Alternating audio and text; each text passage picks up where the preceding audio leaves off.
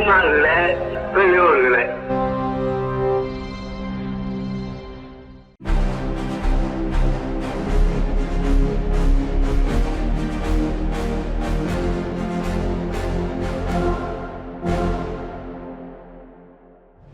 அனைவருக்கும் வணக்கம். இன்றைய விடுதலை பார்வைக்கு அன்போடு வரவேற்கிறோம். இன்றைய விடுதலையில் பல்வேறு செய்திகள் இடம் பிடித்திருக்கின்றன. நேற்றைக்கு தமிழ்நாடு சட்டமன்றத்தில் 2026-2027 ஆண்டுக்கான இடைக்கால நிதிநிலை அறிக்கை பட்ஜெட்டை நிதியமைச்சர் தங்கம் தென்னரசு அவர்களால் தாக்கல் செய்யப்பட்டது. நிதியமைச்சரின் 142 நிமிட அயராத உரை எப்படி நீண்ட ஒன்றோ அதுபோல இடைக்கால பட்ஜெட் என்று பெயர் இருந்தாலும் அது ஒரு வியக்கத்தக்க புதுமையான திராவிட மாடல் ஆட்சியின் சாதனை குவியல் பட்டியலாகவே பரிமளித்துள்ளது என்று திராவிடர் கழக தலைவர் ஆசிரியர் கி வீரமணி அவர்கள் அறிக்கை விடுத்திருக்கிறார். இந்த பட்ஜெட்டில் 2 முக்கிய எடுத்துக்காட்டுகளை அவர் எடுத்துக்கொள்கிறார். ஒன்று, 22 ஆண்டுகளாக தீராத பிரச்சனையாக இருந்த அரசு ஊழியர்களின் பழைய ஓய்வூதிய திட்டம் அவர்களது வேண்டுகோளை முந்தைய அரசு போல் புறந்தள்ளாது திராவிட மாடல் அரசு ஆக்கப்பூர்வமான முடிவுகளை அறிவித்து அரசு ஊழியர்களை மகிழ்ச்சி கடலில் ஆழ்த்தியுள்ளது.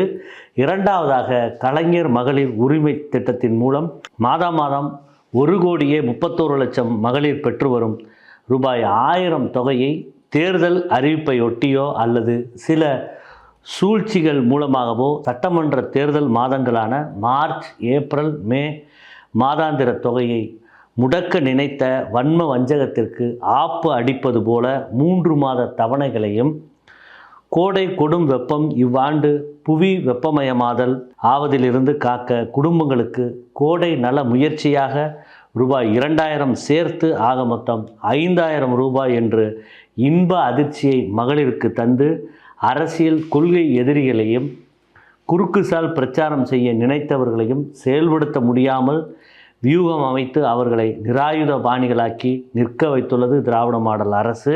ஒன்றிய RSS பாஜக அரசு செயற்கை நிதி நெருக்கடியை நாளும் தவறாமல் தந்து வந்தாலும் அதையும் கடந்து சாதனை படைத்து வருகிறது திராவிட மாடல் அரசு. முதலமைச்சர், நிதியமைச்சர் தங்கம் தென்னரசு, வேளாண்மை மற்றும் உழவர் நலத்துறை அமைச்சர் MRK பன்னீர்செல்வம், நிதித்துறை செயலாளர் கூடுதல் தலைமைச் செயலாளர் உதயச்சந்திரன் IAS மற்றும் வேளாண் துறை செயலாளர் ஆகியோருக்கு நமது பாராட்டுகள் என்று ஆசிரியர் அவர்கள் அறிக்கை விடுத்திருக்கிறார். மத கலவரத்தை தூண்டுவதற்கு பல்வேறு வழிமுறைகளை கையாள்வார்கள். குறிப்பாக பார்ப்பனர்கள் எவ்வித எல்லைக்கும் செல்வார்கள். அது தொடர்பாக ஒரு மட்டரக அரசியல் ஈடுபட்ட பார்ப்பனர்களை குறித்து தான் இன்றைக்கு விடுதலை தலையங்கம் வெளிவந்திருக்கிறது. மத்திய பிரதேசம் மோடி தபேலா பகுதி ராஜி பஜாரில் உள்ள அனுமன் கோவிலுக்குள் நள்ளிரவில் புகுந்த 3 சிலைக்கு சிறுநீர் கழித்து சிலையிலும் பூசிவிட்டு சென்றுள்ளனர். காலையில் இதை கண்ட பக்தர்களும் மக்களும் அதிர்ச்சி அடைந்துள்ளனர். உடனடியாக பஜ்ரங் தள் மற்றும் விஸ்வ இந்து பரிஷத் போன்ற அமைப்பினர் அங்கு கூடி இது இஸ்லாமியர்கள் செய்த செயல் என கூறி போராட்டங்களில் ஈடுபட்டு வழக்கம் போல் அப்பகுதியில் பெரும் பதட்டத்தை ஏற்படுத்தியிருந்தனர். காவல்துறை அங்குள்ள CCTV காட்சிகளை ஆய்வு செய்த போது உண்மை நிலை வெளிச்சத்திற்கு வந்தது. இந்த அருவருப்பான செயலில் ஈடுபட்டது மாற்று மதத்தினர் அல்ல, மாறாக பாஜகவை சேர்ந்த 3 நபர்கள் என்பது உறுதி செய்யப்பட்டது.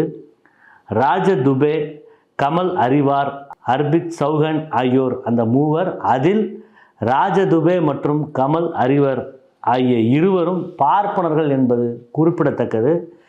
இவர்கள் திட்டமிட்டு மத கலவரத்தை தூண்டுவதற்காக கேடுகட்ட செயலில் ஈடுபட்டது தெரிய வந்திருக்கிறது. இவர்கள் உலக இந்து சமூகத்திடம் மன்னிப்பு கேட்டுக்கொண்டதை தொடர்ந்து காவல்துறையினர் இவர்களை விடுவித்ததாக கூறப்படுகிறது. இச்சம்பவம் தற்போது சமூக வலைதளங்களில் கடும் விமர்சனத்துக்கு உள்ளாகி இருக்கிறது. பார்ப்பனர்களை பற்றி தந்தை பெரியார் ஏற்கனவே கூறியிருந்தார்.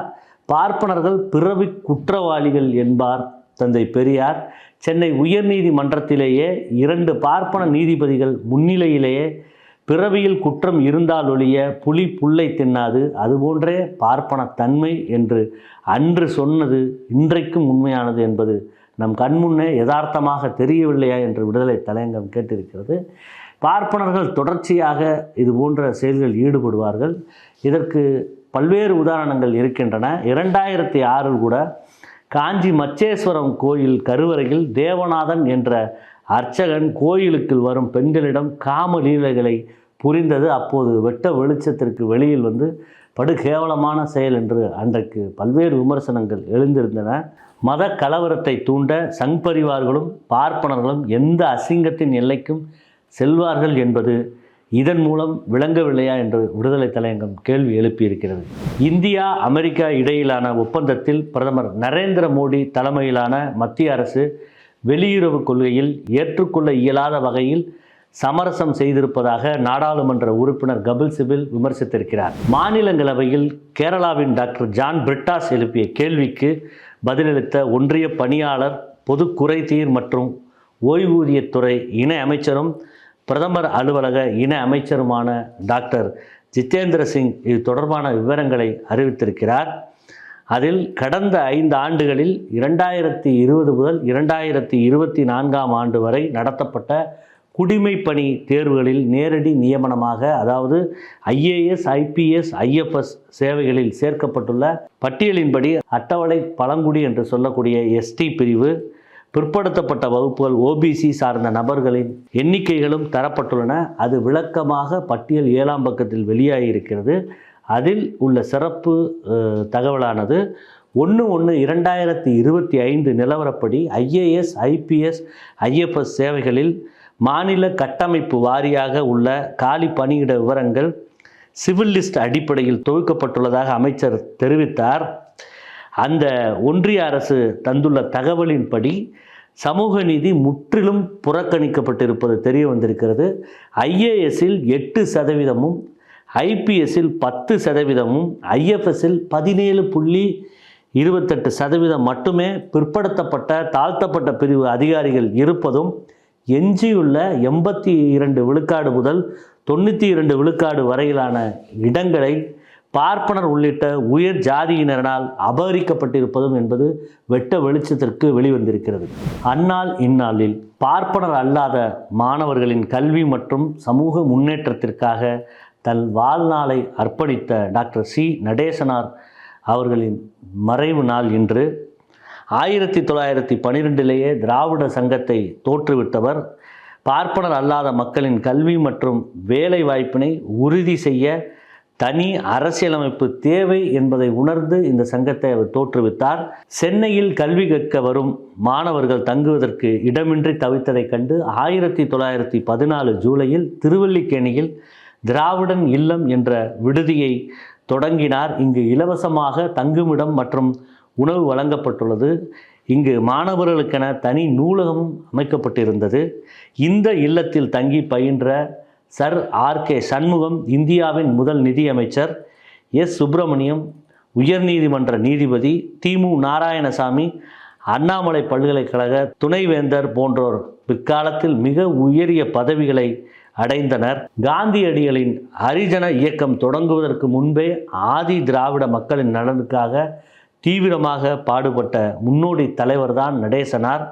டாக்டர் சி நடேசனார் அவர்கள் 1937 பிப்ரவரி 18ஆம் தேதி அன்று இயற்கை எய்தினார். அவரது மறைவு குறித்து தந்தை பெரியார் அவர்கள் குறிப்பிடுகிறார். நடேசன் நலிவால் சென்னை நகரத்தில் பார்ப்பனர் அல்லாத மக்கள் முன்னேற்ற விஷயத்தில் உண்மையான பற்றும் கவலையும் இருந்த மக்களின் தலைவர், குலாத்தில் முதன்மையானவர் மறைந்து விட்டார் என்று குறிப்பிட்டிருக்கிறார்.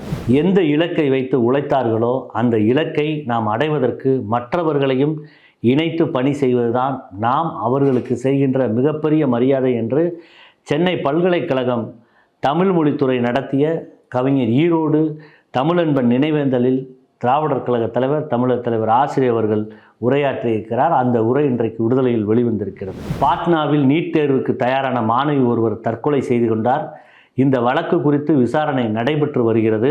இந்நிலையில் நீட் தேர்வர்களின் தற்கொலை மரணத்தை நாம் இயல்பாக்கிவிட்டோம் என்று நடிகை டாப்சி கருத்து தெரிவித்திருக்கிறார். கனரக வாகனங்களுக்கான தகுதி சான்றிதழ் புதுப்பிப்பதற்கான கட்டணத்தை ஒன்றிய அரசு 10 மடங்கு உயர்த்தி இருக்கிறது. இந்த நிலையில் கனரக வாகனங்களுக்கான தகுதி சான்றிதழ் புதுப்பிப்பு கட்டணத்தை ரத்து செய்யும் வரை பிப்ரவரி 25ஆம் தேதி நள்ளிரவு முதல் தமிழ்நாடு முழுவதும் கால வரையற்ற வேலை நிறுத்தத்தில் ஈடுபடப் போவதாக மாநில லாரி உரிமையாளர்கள் சம்மேளனத்தினர் அறிவித்துள்ளனர். ஜாதி பாகுபாடு கோரிக்கைகள் மீதான போராட்டங்கள் மற்றும் கூட்டங்கள் நடத்த டெல்லி பல்கலைக்கழகம் தடை விதித்திருக்கிறது. அது ஜனநாயக விரோதமானது என்றும் பேச்சு சுதந்திரத்தின் மீதான தாக்குதல் என்றும் மாணவர்கள் மற்றும் ஆசிரியர்கள் அமைப்புகள் மற்றும் சிவில் சமூக அமைப்புகள் கண்டனம் தெரிவித்திருக்கின்றன. சென்னை அசோக் நகர் நடேசன் நகரில் 18 ஆண்டுகளுக்கு முன்பாக கனிம வள அதிகாரி சரவணன், அவரது மனைவி கஸ்தூரி, வீட்டு பணிப்பெண்ணான அன்புக்கரசி ஆகியோர் படுகொலை செய்யப்பட்டு வீடு பாழடைந்த நிலையில் இருப்பதாகவும் அதனால் அந்த வீட்டில் அமானுஷ்யம் இருப்பதாகவும் கூறி சிலர் அத்துமீறி வீட்டுக்குள் நுழைந்து ரீல்ஸ் எடுத்து சமூக வலைதளங்களில் குழப்பத்தை ஏற்படுத்துவதால் அந்த வீட்டிற்கு காவல்துறையினர் பாதுகாப்பு போடப்பட்டுள்ளதாக நாளிதழில் செய்தி இன்றைக்கு வெளியாகி இருக்கிறது. அதிகம் வெளிச்சம் பெறாத கிராமங்களில் கூட அல்ல, சென்னை போன்ற நகரங்களிலேயே தங்களின் விளம்பர வெறிக்காக அமானுஷ்யம் என்ற பெயரில் குழப்பத்தை மூட நம்பிக்கையை உருவாக்குவது சட்டப்படி தடுக்க வேண்டியது ஒன்றாகும்.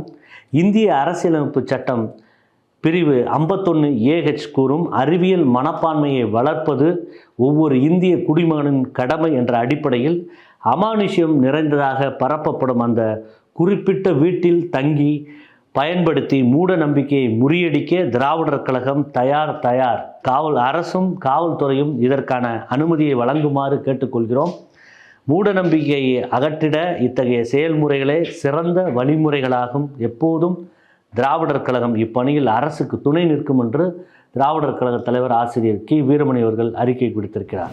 மேலும் இது போன்ற செய்திகளை பார்த்திடவும் திராவிடர் கழக தலைவரின் பொதுக்கூட்ட உரை, பேட்டிகள், குழந்தைகளுக்கான காணொளி, பகுத்தறிவு திரைப்படம், ஆவணப்படம், குறும்படம் போன்றவற்றை பார்த்திட பெரியார் விஷன் OTT செயலியை தரவிறக்கம் செய்து சப்ஸ்கிரைப் செய்யுமாறு கேட்டுக்கொள்கிறோம். நன்றி, வணக்கம்.